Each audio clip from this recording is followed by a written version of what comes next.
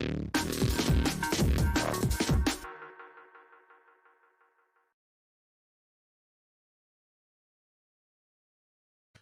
and welcome to the Gooner Talk, back again with you guys for another show, for another episode of our Let's Talk Arsenal series, our twice weekly show on a Tuesday and a Friday, usually at 5 p.m, but we have delayed this one ever so slightly because there are some changes going on with our Tuesday shows. Typically, the Tuesday show is where I'm joined by a guest or we have a chat. But throughout the transfer window, what I thought would be quite a cool idea is if we just turn this into the weekly podcast that we usually used to do, where I get a few guests on and we talk about, obviously, the Arsenal transfers and discuss how little business Arsenal end up doing before the European Championships, which fingers crossed will be a lot more busy after things get a little bit more settled down and players are back with their teams. But at the moment, it's a bit quiet, but it hasn't stopped there being plenty of rumours that we're going to go through today. As always, we are sponsored by Football Prizes. Now, you're going to have to be quick on this one. So this is specifically for you guys that are in the chat box that are live, because this prize runs out in just 25 minutes. Link to Football Prize website is in the description.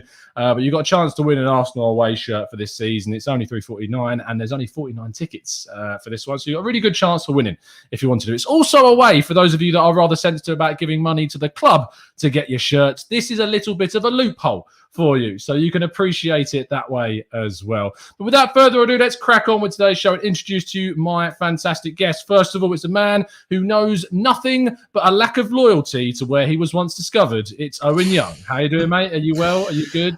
I'm good. I'm getting battered already, man. I'm absolutely roasted. I'm roasted. It's like, I know this probably doesn't sound like much to everybody else, but it's like 20 something degrees. Us Irish people just aren't tailor built for hot weather like this. So if you see me turn into a pink puddle on the ground before the end of the podcast, just pay no attention. You're the one that moved to the countryside. Now you're in the full view of the, like, all the hills around you are just condensing the sun towards you. This is how it works. Going to get a tractor. I've got a pair of old farmer boots bought on Amazon waiting to be delivered. I'm turning into full farmer. You know, as a former geography teacher, it really bugs me that I use the word condensing to describe the direction of the sun when it's actually concentrating. That really bugs me. Like, you can tell I've not been a teacher for a good 3 years now. Not even 3 years. It's been 8 months. So what am I talking about? I'm too stupid to keep up with you on that, so I'll let you crack on. We were talking about useless information earlier on. Speaking of someone who's got some useless opinions, it's Dan Potts. How you doing, mate? Are you well? Are you good? I'm good, mate. Thank you very much for having me on. I've just realised that Owen's Irish. I never knew from that accent. So thanks for clearing that up.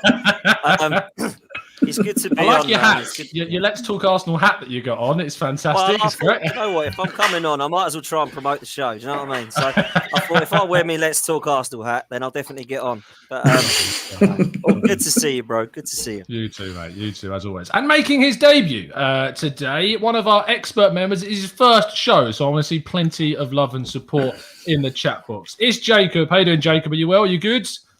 I'm very well, man. Thank you. Thanks for the opportunity.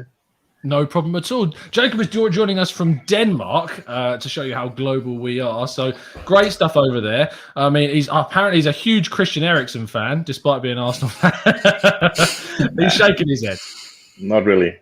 No. He's good, though. That's the right answer. Well done. That's the right answer.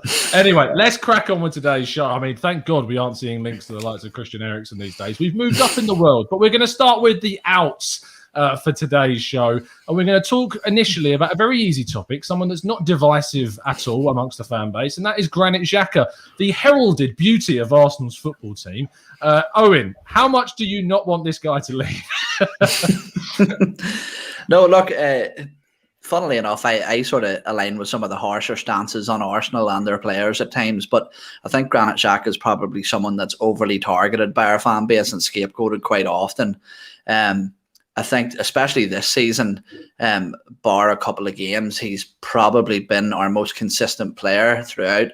And even though he was deployed wrongly by Arteta at left back, I still think he put in like a bit of a valiant effort in that position, even though he was sort of limited by his physical capabilities. But look, I think that whilst I do hold that opinion that he is sort of hard done by the fan base and criticised a little too much, I still think that if there ever is a player that embodies what is wrong with the club at this point, it is Granit Xhaka. I think he's a decent footballer, but I think he embodies everything that is wrong with the club in the sense of the lack of tenacity, questionable attitude at times in terms of, striking out at the fans and stuff like that. And even since then, even though when he is praised either by the media or comes out and puts anything on social media, he never really sort of pushes forward any admiration towards the fan base. I think that's always quite clear to see from him, that he himself considers his relationship with the fan base to be rocky and probably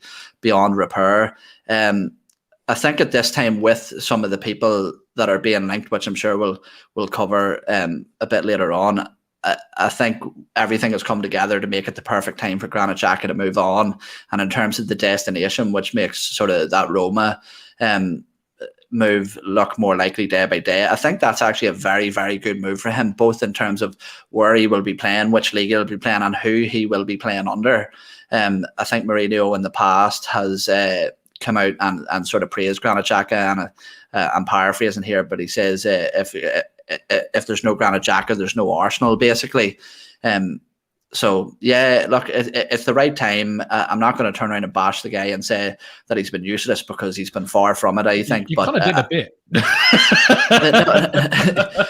It isn't that. And this is what I say about a lot of our players, and maybe the person I'm going to use as another example we'll cover in more detail later. But another player in the same category, I would say, is Hector Bellerin. And I have made the case that don't be surprised if Hector Bellerin goes to La Liga or goes to Serie A and he turns into an absolute world beater, because there's just some leagues around the world that are more suited to certain players. And I think that's the case for Granit Xhaka. I think it's why you see so many big players from the continent come over and fail, i.e. Timo Werner, who else am I thinking of? Radamel Falcao. You see a lot of imports failing, but yet when we see some of the big heavy hitters in the Premier League, Gareth Bale, Cristiano Ronaldo, Luis Suarez, when we export players to other leagues, they tend to dominate quite a lot. So I think it's just that the standard in the Premier League is so high, the demands in the Premier League are so high, and unfortunately I just don't think Granit Xhaka has those natural attributes that it takes to really succeed in the league. No, it's fair enough. It's fair enough. Just before I go to Dan, a massive thank you to TJ Cummings in the chat box for joining up as one of our fantastic members, and Zane as well. Thank you ever so much, you two, for the support, as always. Dan, Granit Xhaka, I know, is a player that when we were on the Highbury squad a while back, and we were doing kind of our perfect transfer window, and I remember chatting about him, and I know that Xhaka was certainly one that you'd be looking to move on. Does it intrigue you that the likes of Jose Mourinho is interested in this? And secondly, how shocked, unsurprised, both ends of the spectrum were you at the figures being kind of banded around for his transfer fee between 15 to 20 million pounds at times? Yeah, there's no denying, Tom, that I want to see the back of this guy, because he's shown me what he is in 5 years. He ain't going to get any better.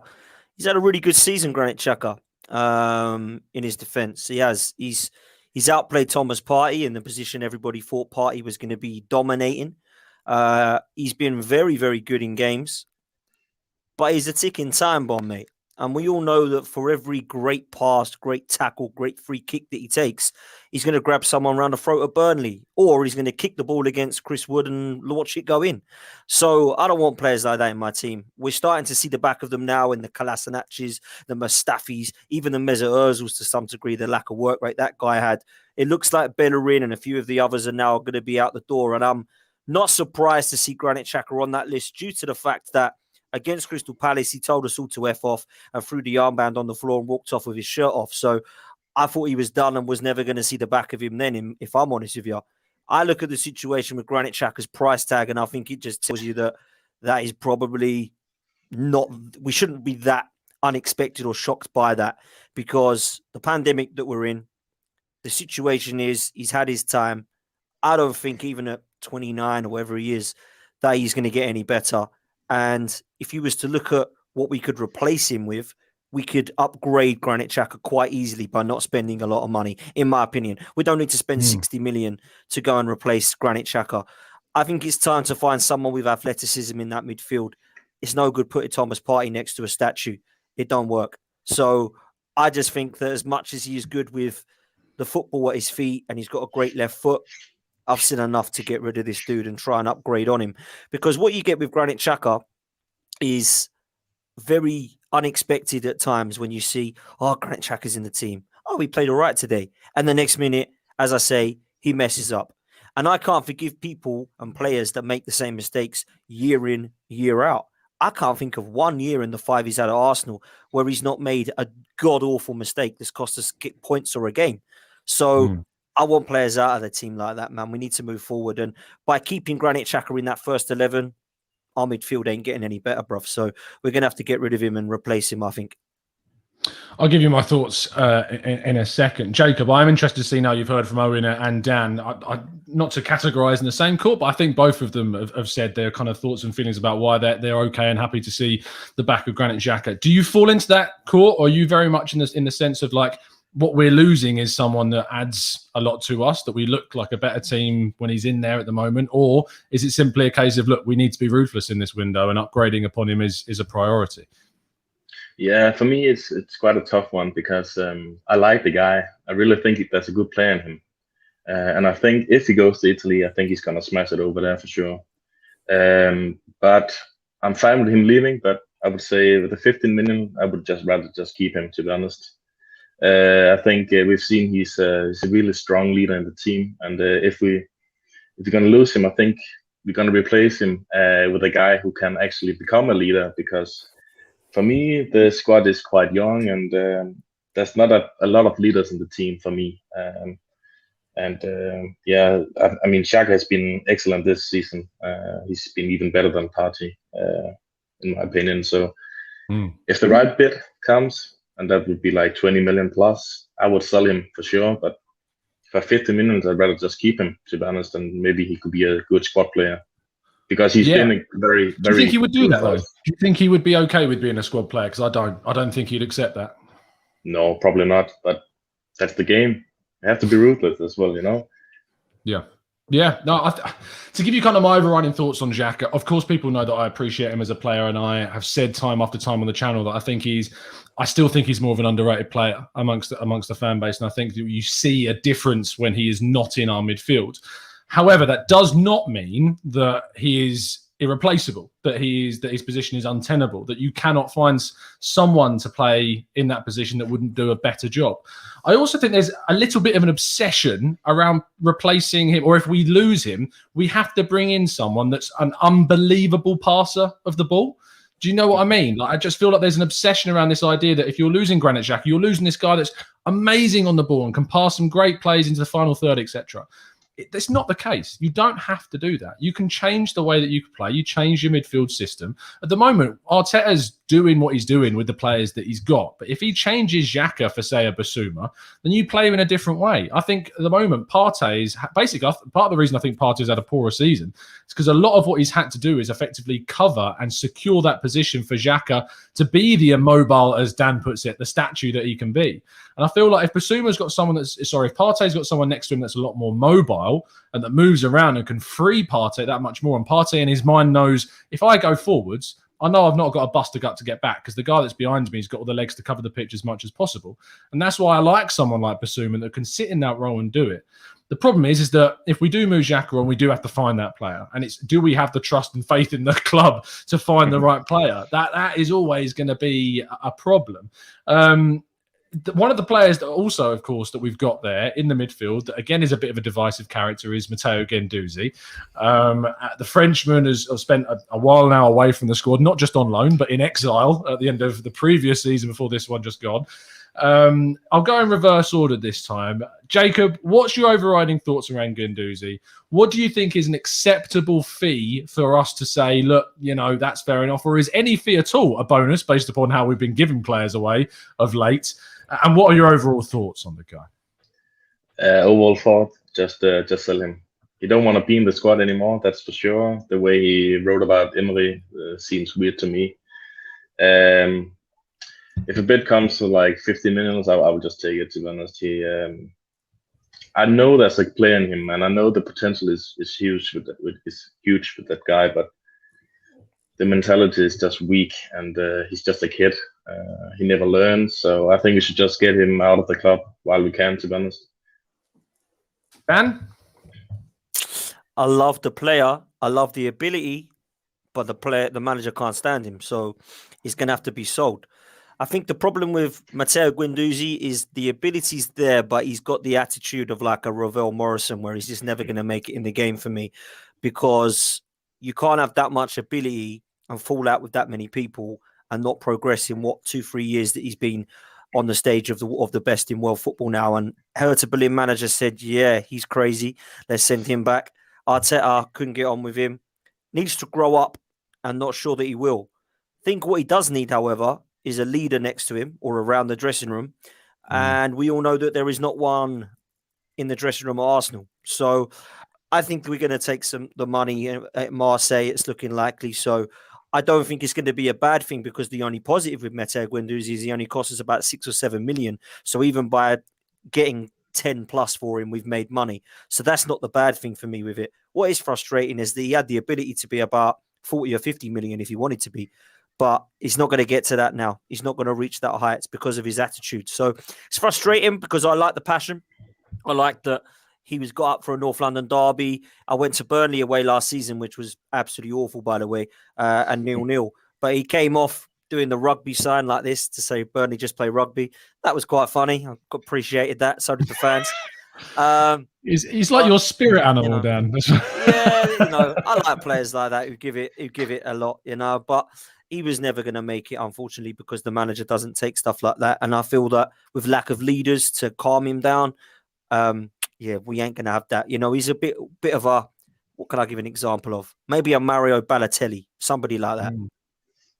That's the thing is, like, I think there's a real good player in there, to be honest. Like, I think there is, I can't nail down his best position still. I'm still not 100% sure of what Guendouzi does. If you were to ask me, like, write a report on Guendouzi's best position, I don't think I could really do that. It would be really, because he runs about, he's got a lot of energy about him. I can't see him as an out-and-out defensive midfielder. I can't see him as your number 10. The best guess I can say is a box-to-box midfielder, but I'm not sure he has the ability in the final third to do that role. And Owen, do you think that there is, beyond just the attitude issues and all of those, do you think there is an element to this which maybe is based on his quality, or maybe is based on the lack of surety that we know about his position or whatever that is, that why the club have taken this direction? Or do you think it's purely down to the social side of the problem? So I'll start with that last bit first. So I think that when Matteo Guendouzi came in, he's obviously someone with quite a big ego. He obviously thinks a lot of himself and his ability. And I think when he should have been sitting at the back of the room, when he initially came in, he ended up dining at the top table. We're seeing him brought under his Pierre-Emerick Aubameyang, Alexander Lacazette, bring him under his wing. And he was initially in with that sort of click, if you would. And so I think he maybe got a bit ahead of himself a bit too soon. In terms of his ability, I would agree with you. That's what I was nodding away with you. And to me, he's too much of a tweener. Like you said, his defensive capabilities aren't that of a 6. His agility and stamina aren't that of an 8. And I don't think he's creative enough to play a 10. And I would almost liken him to, in that sense, a bit like Dani Ceballos, where he doesn't really have that sort of real specialist position. So I don't think tactically he suits our system. I think that if you look back to the games that Matteo Guendouzi most impressed in, the one that I can think of is probably the Aston Villa game. Was it 2 years ago? Yeah. When we came back when we were down to 10 men, and he was absolutely phenomenal in that game. He stood out above everybody, head and shoulders, and he was fantastic. But that was a manic game. It wasn't tactical. There was no positional sort of shackles put on him. It was just manic. And I think that him, much like Lucas Torreira, thrives in those types of games. Unfortunately, when you're playing at Arsenal in the Premier League, especially under a coach like Mikel Arteta, those types of games are few and far between. So I just think, one, his attitude doesn't suit. 2, the relationships with himself and the manager have completely broke down to being non-existent at this point. And 3, he tactically just doesn't suit the team that he's at. So in my opinion, if we can even break even on what we paid for him, we're probably doing quite well given the player's reputation throughout the game. It's a really difficult kind of situation, because I really want to see a player come out of Guendouzi, and I wanted it to be at Arsenal. I don't want to anymore because of what's happened, and I do want to think. I just think it's best that we move him on. Based upon the issues that we've got and a bit of like kind of what Arteta talked about when he came in. I don't think he's delivered as of yet in the culture change. But that for me is it takes it that one step too far. I do think that someone tweeted me earlier saying that he's a bit of a passion merchant is what someone called it. And I understand there's like a fine balance between you wanting a player that's fully dedicated, fully committed. But I do think there is a bit of Guendouzi that takes it a little bit too far. And he's always going to go against the grain. And in a squad that you want a bit of harmony and a bit of togetherness, he might be that too much of an abrasive character, like we see with a lot of kind of, like you look at the careers a lot of the renegades in football have had, and I'm really struggling to think of, in the modern era of football anyway, someone that's really kind of that renegade figure and has gone on to be an amazing or top-class player at top clubs. Because you think, well, Dan, you used the Balotelli example, and we see eventually what's happened to him. I know you can't compare player to player, but it's something about that type of personality maybe that lends to a burnout. Rabiot, yeah, Rabiot. I suppose obviously is Juventus now, but had his issues at PSG. But even then, I think Juventus are looking to move him on now. So it's in itself, it's a tricky one. Let's go on to the next possible out. Now, this is obviously one that I know is very much people are in favour of seeing Hector Bellerin go at this point. And I know, Owen, you were saying earlier that obviously you thought Hector Bellerin was a player that if you threw him into La Liga, he'd probably smash it. But I'll come to you first, Dan, and give you the first shot of this one. I think we can all pretty much say that we're more than happy for Hector Bellerin to go and to move on. What I want to ask about, because to try and switch at the angle of it, is that we talked about Granit Xhaka already. We've lost David Luiz. Hector Bellerin himself is one of the longest serving players at the club. So whether what we think of him, he's still a very integrated member of the dressing room. That's a lot of first team players and a lot of experienced players that are in the squad that are going. Do you think there is enough that we've already got to kind of maintain that in what's there? And two, how much of a challenge is it to really add that ingrained experience that immediately basically assimilates into the Arsenal first team, having never played there before? I think the first thing to say about the experience stuff is that these heads that everyone says are great leaders and experienced have done nothing at the club. So I don't sit there and say that the players like David Luiz and Hector Bellerin and Granit Xhaka leaving is a bad thing, because all they've done for me is provide me with disappointing results. So I'd be saying let's move them out and bring in some of the young, vibrant players. We are going to need to go and buy some experience. That's valid. But I think we will, because what we need to do is buy players that are going to move us forward. And if we're going to be buying 18 or 19 or 20-year-olds, that's not going to move us forward. That's just going to give us some strength in depth and give us another Arsenal will be great in 5 years, which, let's be honest, we've been hearing for the last 15 years. So we do need to go and buy some experience. Where I come with Hector Bellerin is two things. In 2017 or 18, when the words come out of his mouth that Alexis Sanchez wants to win too much, goodbye. Yeah. Get out of my club. See you later. Take your vegan trees and all that stuff with you. Take your fashion sense. What do you think vegans eat? It's not trees. Well, whatever he's doing, planting trees. I can't stand the guy. So that's harsh, because I think he's an Arsenal man. He's been around the club for a while. He's probably a nice guy when you meet him, but I don't want to see him in my team anymore. I don't think he's a very good player. I think he's always been pretty overrated. I think when you look at what he can do, it's run quickly. And that's something he's not been able to do this season. So I don't really understand what it is he's bringing to Arsenal. He's got no end product. He's never been able to cross a road, let alone a football. When I look at the situation with Hector Bellerin, I think your time's done, man. It's been too many years for me now. And, look, the guy will probably get us some money because he's still fairly young, isn't he? He's 25 years old or whatever he is. I just do not think this guy deserves to be in the team for the pure fact that when I played Sunday League football, I got beats for taking a foul throw once in my whole career. I never did it again. For someone to take 4 foul throws in one season as a professional, your head is gone. So, mate, I think his time's up. And if we can get 20 to 25 million, I'll be amazed. So Let him go have another career, like Owen says, in Spain or France, and maybe he can pick up some of his pace, because he's definitely lost some of it, Tom, since that injury. Don't look the same player to me. So I'll just say, laters. Yeah, I do agree with you. Everything other than the vegan tree bit, it was spot on.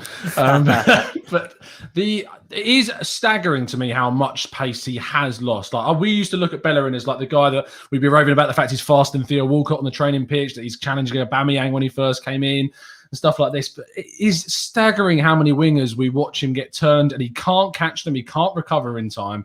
Is mad. And I mean, speaking from experience of doing my ACL myself, I didn't notice a drop in speed. Can I jump in on this? And I know, and I'm really sorry, because look, obviously by looking at me, you'll all know I'm not vegan. That's first. All right. Second, but to eliminate that from the argument completely is just idiotic. You know, like there's a lot of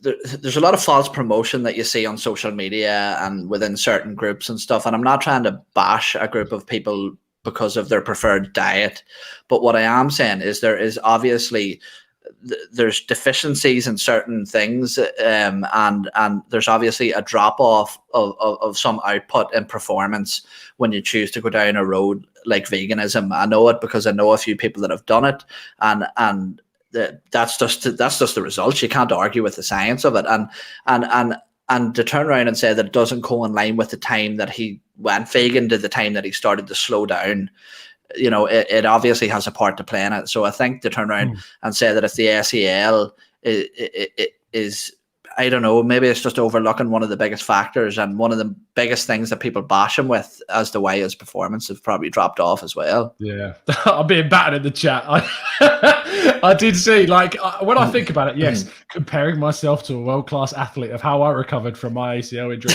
Not the smartest thing I've done. I was going to pull it up, but I thought the chat have already done it. I'm not going to bother do it. They're no prisoners, mate. No prisoners at all. But it's over here, it's done in the most respectful way. So even though they're mugging me off, it's done with kindness. That's how it works. Oh, dear. Jacob, finish us off in regards to Bellerin then. What kind of fee are you expecting? Because as we've mentioned with Granit Xhaka already, that fee has kind of been affected by the pandemic and that situation. What is an acceptable transfer fee, and what are your overall thoughts about Bellerin?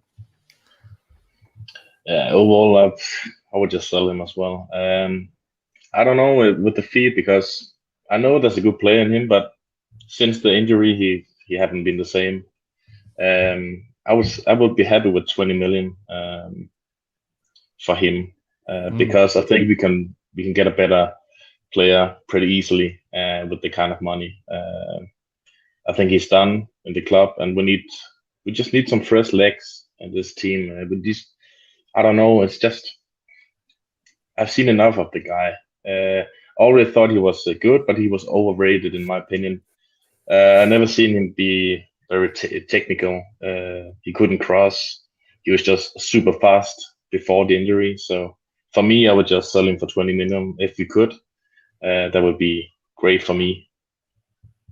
I think that when we look at what players are going to be going for this window, they are going to be affected by the pandemic, but Arsenal have historically sold really poorly, and it's a rhetoric that we need to change. And that is, we can't use the excuse of there being a pandemic to try and not get good deals for players. Like seeing for me, I saw people complaining on Twitter about £12 million for Guendouzi. Like, I thought I'd snap your arm off for £12 million for a player that's out the door, that wants to leave, that's got a year left on his deal. That for me is, we've doubled our money still somehow. Like that for me is still a good bit of business. Losing like someone like Bellerin for like 10 million or Xhaka for 10 million, like that's bad business.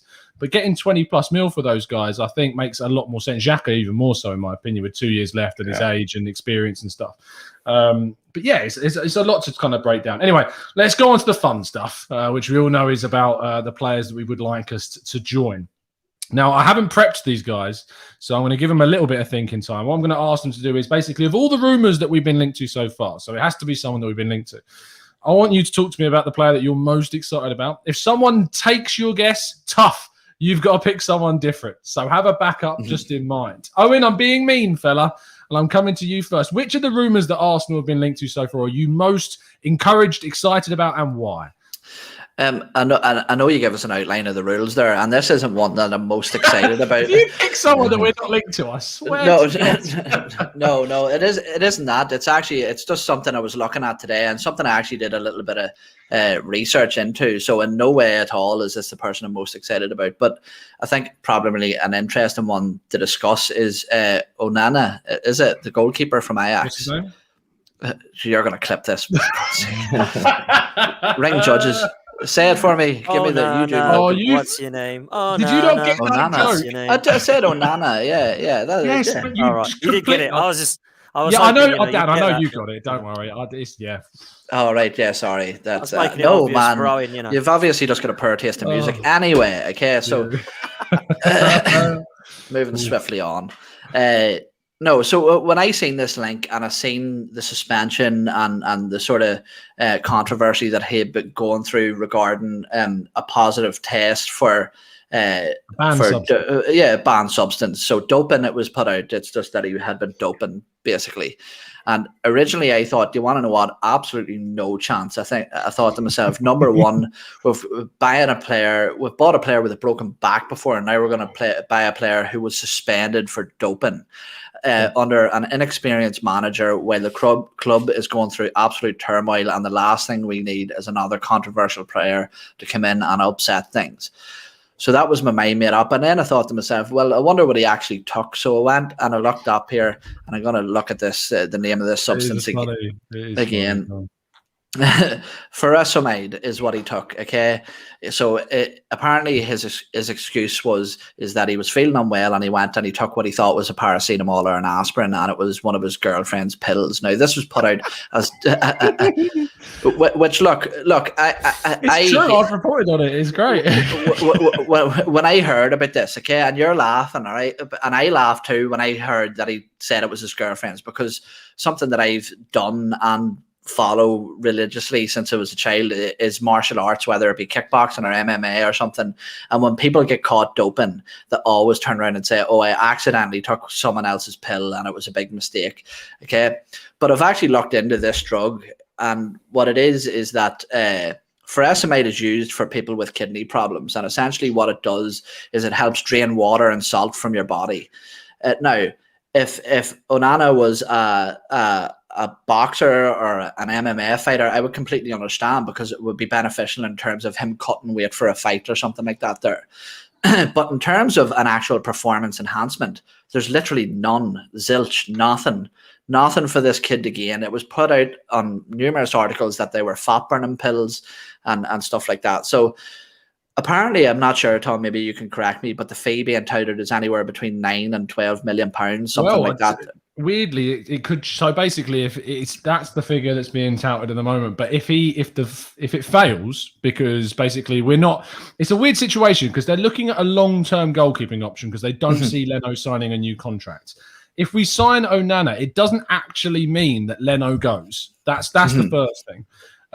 They're expecting Leno to go at some point, maybe either January or next summer or later.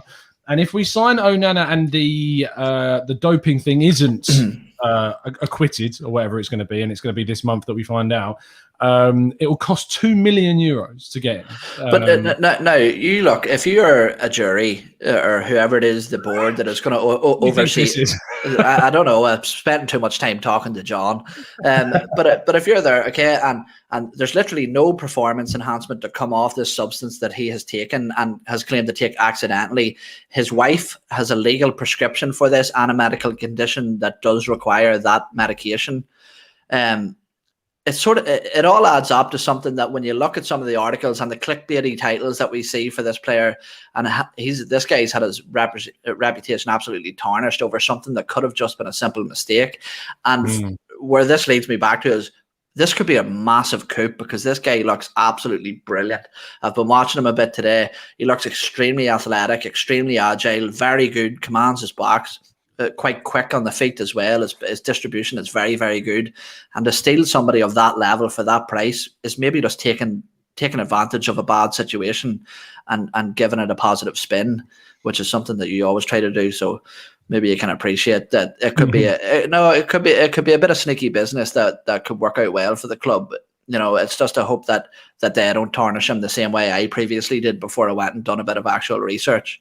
In the chat, people are saying, I feel like I would be amiss if I didn't mention it. Some people are saying that it's used to cover stuff up sometimes. But I mean, seeing as his wife has a full-on prescription and a medical condition that uses it, that does, I mean, that is quite, I mean, the judge apparently is going to be decided tomorrow. So we'll see what it said and we'll go from there. But no, I agree with you that I like him as a profile of goalkeeper. I'm planning on trying to get a tactical breakdown on him out at some point this week or next, basically whenever an expert comes. But from the sounds of it, Owen might be able to be our expert from the sounds of it. So we'll draft him in for the show. Dan, coming to you, who is your player that you are most intrigued, excited, apprehensive, encouraged by that we're linked to so far? Well, if I'm honest with you, Tom, the players we're linked with, none of them I look at and think, oh my God, this is going to take us to the new level. What I do, though, however, is say that they would all be good signings and they'd be upgrades on what we're seeing. And I think the one that comes to mind that would probably excite me the most would be Bissouma from Brighton, because I feel that Thomas Partey is in such need of a player next to him that can allow him to be the player that I believe we saw the best of at Atletico Madrid. And I don't think we've managed to see that under Arteta at Arsenal when he's playing next to a Xhaka or a Ceballos or an El Neni, because they just don't do the job that Bissouma will do. And I think personally, when you look at that anchor in midfield and how good he has been for Brighton, I don't think we should be snobby to say, well, he's at Brighton, he's not good enough for Arsenal, because we've seen Liverpool take players from teams that are underneath them in that bracket and do very, very well, with Robertson at Hull and some of their squad players as well. And they've even taken players from Southampton and even Arsenal, believe it or not. So if you look at the players they've bought, we shouldn't be looking at Brighton and Norwich players and going, no, thank you. So the way I see it is Bissouma would allow Thomas Partey to shine in that position. So I'm going to go for him. I don't know how much they're going to let us have him for. I really don't, Tom. Let me press you on the African Cup of Nations point, because a lot of people have said, like, if we bring in Bissouma, then you're losing him and you're losing Partey and Aubameyang and Pepe and all these guys, El Neni in another position in the central midfield. Does that doesn't put you off at all? Well, listen, it's something that's always been about with Arsenal, isn't it? We always seem to have 4 or 5 players that leave us. So I don't think it would be anything new.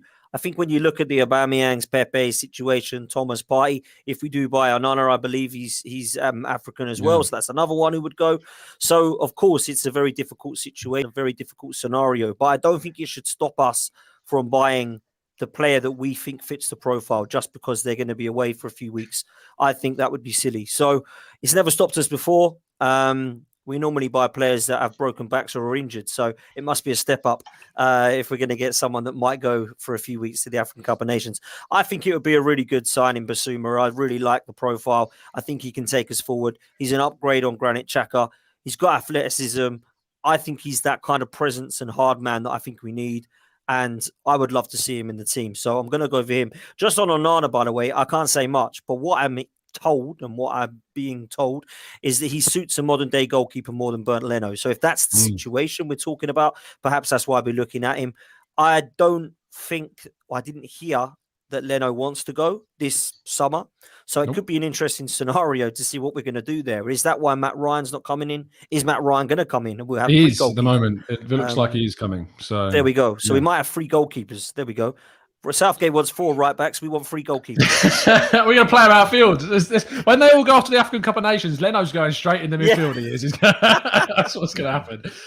Yes, no, I think both those options, Bissouma and Onana, are 2 players that I would like to see come in 100%. Jacob, sorry to give you the hard job. You might have had 2 favourites stolen from you, but who are you going for, son? Yeah, if I could pick, I would pick Santi Cazorla, but problem is he's just too old now. But for me, Buendia reminds me of the kind of Cazorla. He has everything I want in a player. The goals, the assist, the technical.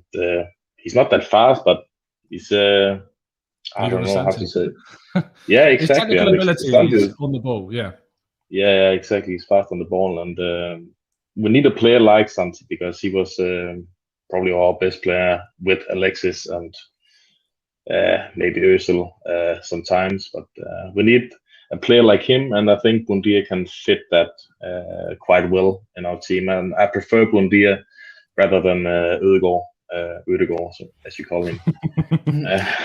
You're the first person who's pronounced it correctly on this channel. That's It's probably not. It's probably Edegard. I don't know, but in Denmark we say it different. So, can I jump in on his defense actually a little bit, because that is somebody that I've seen a lot of people and that's a really common opinion, Jacob, as well. I think the majority of people maybe align with you when they say they would prefer Buendia over Edegard, and for me, it's very hard to judge somebody over a 6-month loan spell, especially when they come in not playing much football beforehand, probably being quite out of favour at his last at his previous team back at Real Madrid. But what Edegard did was he came in, and yes, he didn't provide us with a massive amount of goals and a massive amount of assists, but he gave something to Arsenal that is extremely overlooked in football and something that we massively lacked, and it was a bit of a heartbeat. When we were in possession, I think pre-Edegard coming in, I think that we just looked like 11 pub players sent out with no instructions whatsoever, and it was like watching a game of snooker. It was just so many individual movements, and there was no flow to the game. But what he did, and I think what he did very, very well, was just getting the ball and moving the ball, simple, small passes, and giving other people the opportunity and willing other people into spaces they maybe wouldn't have occupied before. Maybe that's why you've seen some improvement in the likes of Nicola Pepe as well when Edegard is here. It's because Pepe knows, okay, if I go into that space, the likelihood is he is going to find me. And I think that when you look at Buendia, it's the new toy syndrome, and I rate him very, very highly as a player, and I would absolutely love him to come to Arsenal. But when you look at what Edegard has done at the age I think to turn our noses up at him coming in, maybe for another loan, or maybe to be honest with you, 40 million would be probably my cutoff for Martin Edegard. But I think to overlook him and say that we haven't been impressed with him, and then start crying in a year or two's time when he turns into an absolute world beater, it would be a missed opportunity. I think that he's going to be an absolutely fantastic player, and maybe it's time to take a risk and strike where the iron's hot. I would have, had Jacob not taken it, which was my rules, I would have gone for Buendia as well. But as you say, Owen, Edegard is someone that people shouldn't be turning their noses up at. I think I've tried to say this a number of times. He came into the club in January after barely playing at all at Real Madrid in the first 6 months of the season, was injured, has come in, he integrated almost immediately, had an immediate impact, got us a key goal in the North London derby, scored against Olympiacos in the key away game, added the creativity and the vocality and the leadership that we've needed in the final third. You watched that kind of the game against West Ham when we came back from 3 goals down. He was at the centre of that driving force. And we need people that are going to be vocal in the final third, that aren't going to take any whatever from their teammates and push us forwards. And for me, it's all around the fee, because I feel like Real Madrid are going to ask for a ridiculous amount of money for a player that I don't think is of that level just yet. And it would be too much in my mind of a risk to go for the 40 pluses for me, for someone like Edegard, especially when someone who I feel of Buendia's quality is available and that you can get him into the team as well. But I agree actually with Dan in what he's saying earlier about none of the names that we've been linked to genuinely blow me away like Partey did last summer. There hasn't been any of those ones as of yet. Maybe they will come later on as the dominoes start to fall towards the end of the window or after the European Championships, etc. But in terms of the other players that we've been linked to, the other one for me is Tapsoba, the Burkina Faso centre-back for Bayer Leverkusen. He is, for me, he has the potential. I don't think he'd do it immediately, but he has the potential for me to have the impact like we saw at Liverpool with Van Dijk when he came in. Someone who is imposing, someone who's tall, someone who's quick, someone who's really good on the ball. That is what Tapsoba is when you watch him, and he is solid quality. And he's, again, another African that would have to go to the tournament in January. But still, he is genuinely, for me, someone of absolute unreal talent that would really improve what we got. Now, the biggest thing for people when we get linked to centre-backs is, oh my God, what is going to happen to Saliba? And I've said this time after time after time. Look, you cannot rest on your laurels and think and pray that this kid is going to turn out to be as good as the money that we paid for him, because there's no guarantees of that. And so if there's ever a chance for Arsenal to be ruthless in the transfer window and go out and sign some quality players, whatever position it's in, be it centre-back, be it at right wing, be it at wherever, at striker, goalkeeper, centre-back, wherever, we should do it, because that's the sign of a team that wants to progress. That's the sign of a team that wants to close the gap with those above them. And so that's why it doesn't matter for me if Saliba's there. If you've got a chance to go out and sign a top-class centre-back with the potential of being even better and way better, for me, you should go and do it. That's where I sit on that one. Let's get your questions then in the chat box. I did shout out for those. So if you have got a question, we're going to try. There's quite a few guys, so I will ask you to be prompt with your answers, but of course, feel free to elaborate as much as you wish. Just try and keep it condensed. Owen, starting with you. Omar says, assuming Arteta gets his targets this summer, how long do you give him next season? This question goes. Oh, sorry, Owen. I'm going to. He's hijacked. Screw you, Omar. This question goes to Jacob, because I want to hear his opinion on the manager. So there you go, Jacob. No pressure. So how long do you give Arteta if he gets all of the targets he wants and say things still aren't going well? I don't know. I would give him like 1 season because there's no Thomas Tuchel waiting to join Arsenal right now. Let me preface this a little bit. So say things aren't going well. Say we are where we were last season at the same point. Say 10 games into the season and we've lost 5 games. Yeah. At that point, are you still saying you'd give him the season? I don't mean to pressure you. I just feel like I want to give a little bit of context to what the question is. Yeah, I would give him until January, winter. Okay. We need to start to be ruthless, as they say, even at the manager post. But the problem is, I can't see right now any coaches coming in that could do that better job. Like it needs to be Thomas Tuchel or Allegri and all those guys. But I just can't see right now. Fair enough. Drew in the chat, Owen, I'll go back to you. Drew actually wants to ask you this question. He's not an Omar, mate, so you got this. It says Dan at the end. Drew says, now that Carlo Ancelotti is taking over at Real Madrid, which by the way is, I'm really genuinely, I was staggered by that story when it dropped. Was taken over at Real Madrid. Would he be looking at Edegard to be a James Rodriguez of Everton? But and on that, just to elaborate, do you think that him being there affects our ability to maybe get Edegard? I'm not sure, to be perfectly honest, with that he would be a starter for Real Madrid at the minute. I think as well, what you have to remember as well, we're hearing that Real Madrid have sort of limited funds, but I think that Carlo Ancelotti will look to recruit players of his own, and I'm not sure that he'll put his faith in someone so young, someone as young as Martin Edegard. I think that he knows how fast that people can be pushed out the door at Real Madrid if things aren't going too well. So he'll be looking for a lot of experience and proven talent. So I don't think there'll be too many experiments. I think it's actually all down to Perez, the president at Real Madrid. I think he's probably Martin Edegard's biggest fan. So I probably see the most likely outcome is that Edegard probably returns here for a second season loan. That's what I thought we might look to do is go for another loan deal. We'll see how that plays out. Dan, easy Ed. This is actually quite a good question. Do you think there could be any guesses on a possible shock exit? Someone that we've not seen linked so far and someone that could completely surprise us leaving the club this summer? If there's anyone to be a shock to leave, I'm not so sure it would be a massive shock. But I think if there is one to go, then it probably will be Lacazette, because I still feel it's up in the air, isn't it, about his contract. They're talking about rumours of a 1-year extension, but I'd like to see the guy leave. I think he's had a very good season, and I'm not a huge hater of Lacazette, but I think we can do much better. And if he's not got to sign, we need to sell him. So I think that is probably the only one. I don't think Aubameyang's going anywhere, because I don't think in this climate anyone's going to afford his wages. And I don't see anybody else leaving the club would be a huge shock, unless it was somebody like Thomas Partey or one of the guys we've just signed. And I don't see any of those going apart from Willian. So if I'm honest with you, I don't think there'll be a huge shock. If it is anyone, I'd go for Lacazette.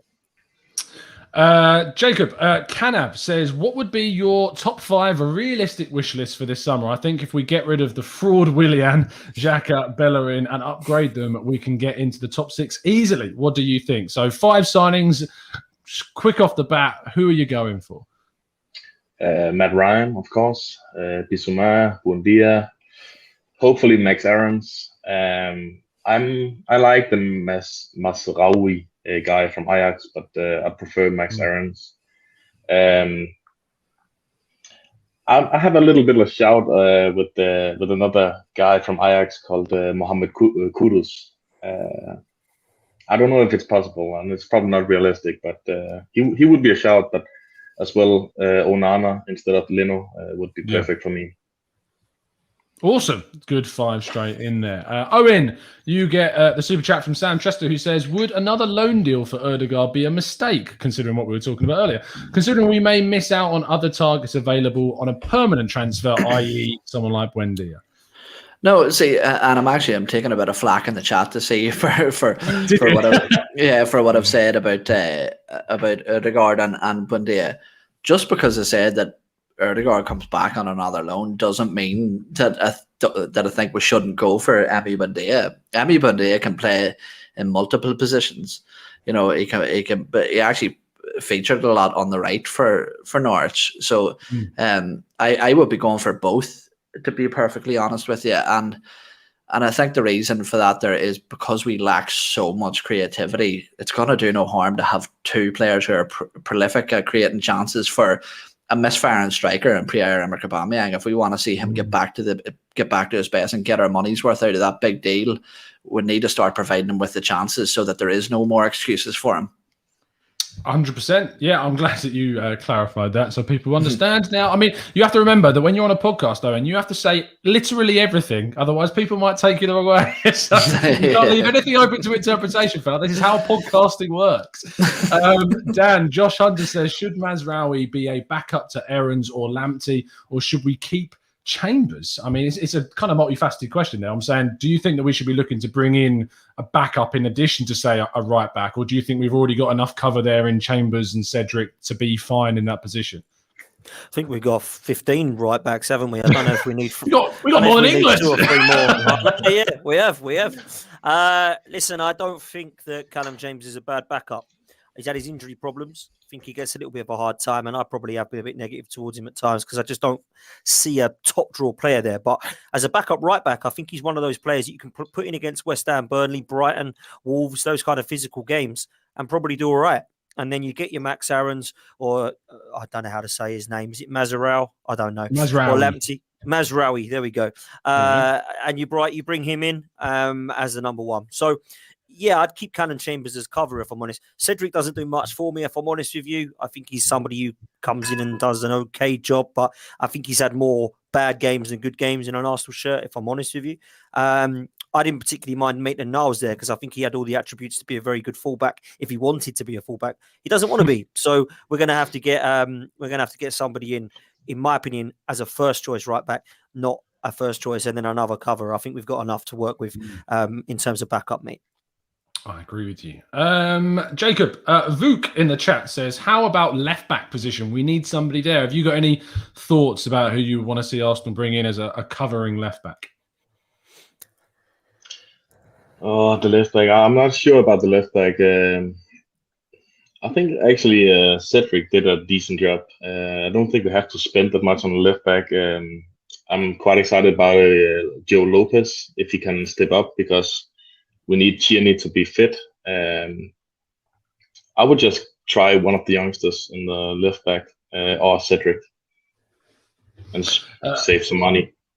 Yeah, fair enough. I mean, I don't agree. I think we should go out and sign a backup left back, a more naturally left-sided, just to avoid us seeing that situation. However, what I would say is that I think what you're right about is that we didn't do what you're suggesting, is that when we were playing Xhaka at left back, we should have been playing Cedric there at the end of last season. And I definitely think that's the way. Playing Xhaka there was such a tactical disaster class it turned out to be. This is an interesting one. We'll go one more question each and then we're going to wrap up. Michael says, Arteta and Ancelotti were hired at the same time. Which one has done a better job? That's a really tough one, I suppose. You would have to say Mikel Arteta because he's won a trophy, and I think as well with the investment that Everton put in and the players that Ancelotti acquired and had playing under him at the time, I think that the expectations were probably higher. I think they were looking for a quick fix, whereas I think a lot of our business was long term, even though some of the signings contradicted that. So you'd say, especially of a manager of Carlo Ancelotti's standard and what you would expect him to do with a side like Everton, you'd have to say that he's probably the bigger failure out of the two of them. But there's not much in it, to be perfectly honest with you. It isn't like I was going to say, I think it would be a miss of me not to ask Dan. So come on, Dan. What do you think? Man, the answer is simple. Carlo Ancelotti has done a better job with that group of players to get them where he has in the league, in my opinion. Mikel Arteta has done a shocking job with the team that he's got at his disposal to get us where we finished. I think it's a no-brainer. I love Ancelotti, but people say how great the squad is at Everton. Is it? I mean, listen, Calvert-Lewin's had a good season. They've no European football, do they? Yeah, but they've got a good But we don't have no midfield. European football. Look at the rest of our team compared to theirs. How many of the Everton team would walk into the Arsenal side, do you think? 3? So I'd go Dominic Calvert-Lewin as striker. I'd go with Yerry Mina over Rob Holding. I'd go with Decore. I'd have Decore over Granit Xhaka alongside Partey. I'd go with Luca Dean and Tierney. Is really good. Tierney, man. Tierney is obviously that, but Luca Dean is a very good. Yeah, left he's back. a very good left back. Very good. The point is that they have a very good left back rather than we take him over him. Wide areas, you have to Richarlison. Richarlison, does he get in over either of Saka or Pepe? Is your question? Not for me, but you know. Does Sigurdsson get in over Emile Smith-Rowe at the moment? Not for me. I think Gabriel gets in over Michael Keane? I think we can probably agree on that. Is Jordan Pickford better than Bernd Leno? That's awful keeper.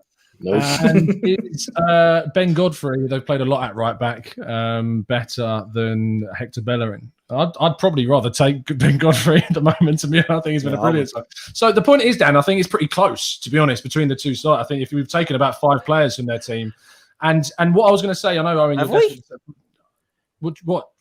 Yeah, about 3 you said there, weren't there? 3 or 4 players. Yerry Mina over right back. Dominic Calvert-Lewin, Richarlison. You're talking Decore, 5. But you're talking as well about one of the most. To do better with Everton this season. Yeah, because I thought he would get them above 10th. Yeah, I thought he would get. He's one of the most accomplished managers in the history of football. There's different levels of expectations when you take in a Carlo Ancelotti than you do to a Mikel Arteta. It's like saying, would you expect more from Pep Guardiola going into City than Ole Gunnar Solskjaer than Ole Gunnar Solskjaer going into Man United? Of course you would, because he's got the experience, he's got the know-how, and it's up to him to implement that. Whereas with someone like a Mikel Arteta, and I'm quite aligned with you, Dan, I'm not Mikel Arteta's biggest fan as a coach, but I think the comparison between the two, and to say that Carlo Ancelotti exceeded what Mikel Arteta has achieved, I think it would be wrong to say that, because the end result's the same. No European football this season, and Mikel Arteta has a trophy in the bag. Carlo Ancelotti is nothing. I just don't look at this Arsenal side and think, wow, Arteta's done well there. Compared to Ancelotti, I don't think that's what we're saying. I just think we're saying that he's done and it is very close to Ancelotti I'm talking about. Yeah, I think he's done an ever so slightly better job than Ancelotti. I think if you think about it in the context, as Arteta, this is his first managerial job ever, right? The context of the situation is that, whereas what Owen's saying is Ancelotti is a well-travelled, well-decorated, world-class coach.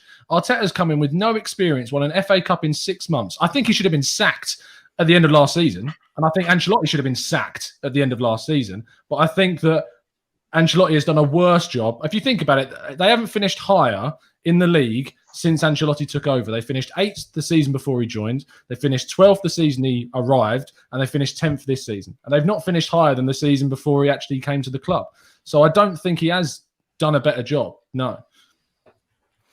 Fair play. I'll disagree with that, but that's fine. That's what it's all about. That's how it's done, people.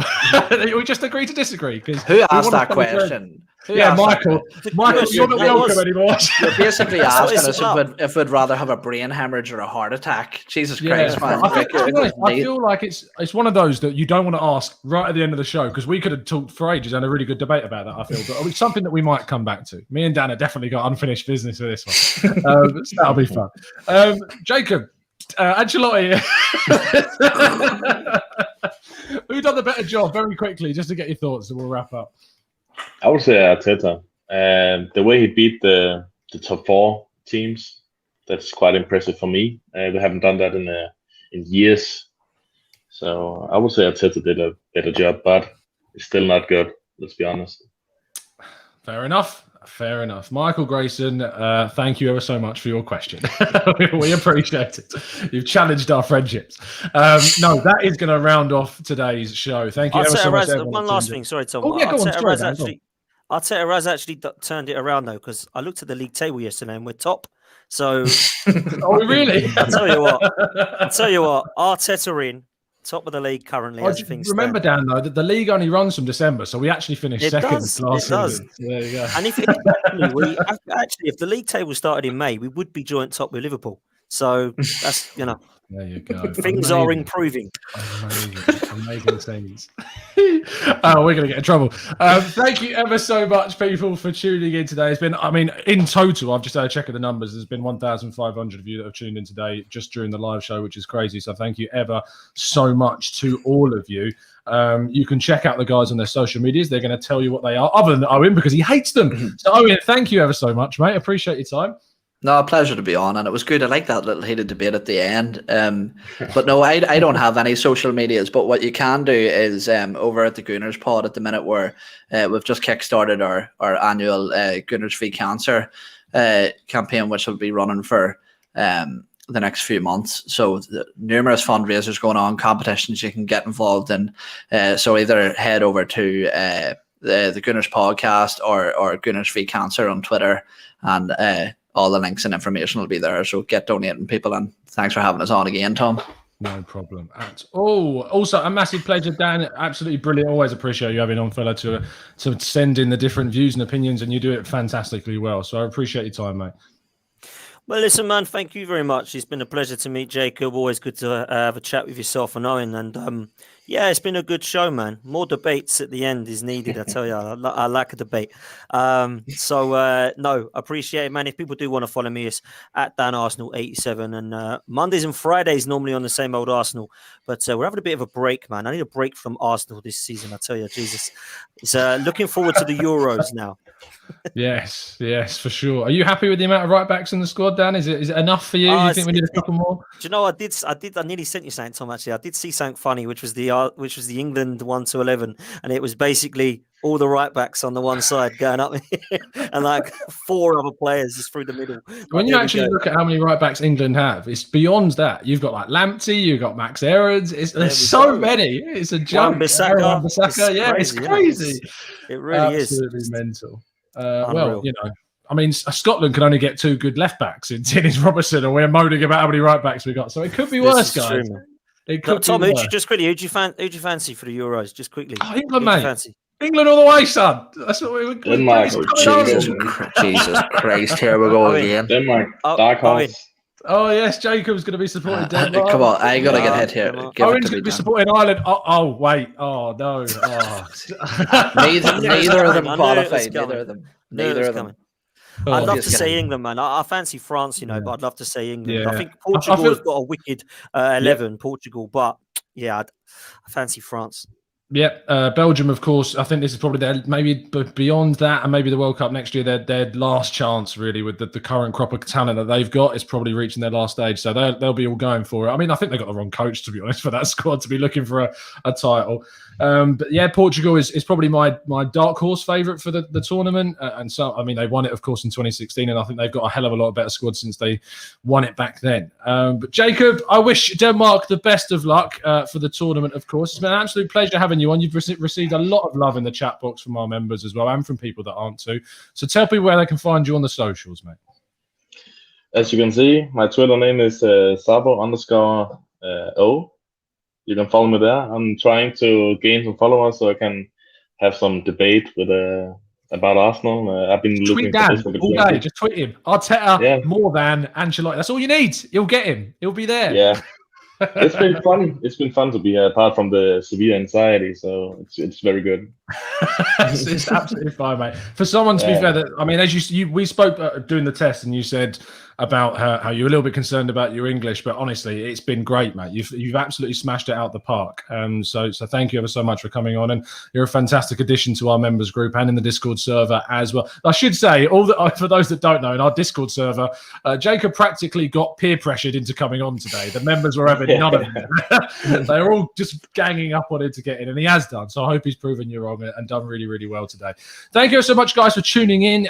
We'll be back tomorrow morning at 8 a.m. There's no breaks for me. So I'll be back tomorrow morning to give you guys all the latest transfer information and keep you up to date with that. There'll be some tactical breakdowns on Onana and on some of the other players, Mazraoui and some others we've been linked to too, coming up as well. So I look forward to producing that content for you. We'll see you again very, very soon. And as always, up the Arsenal.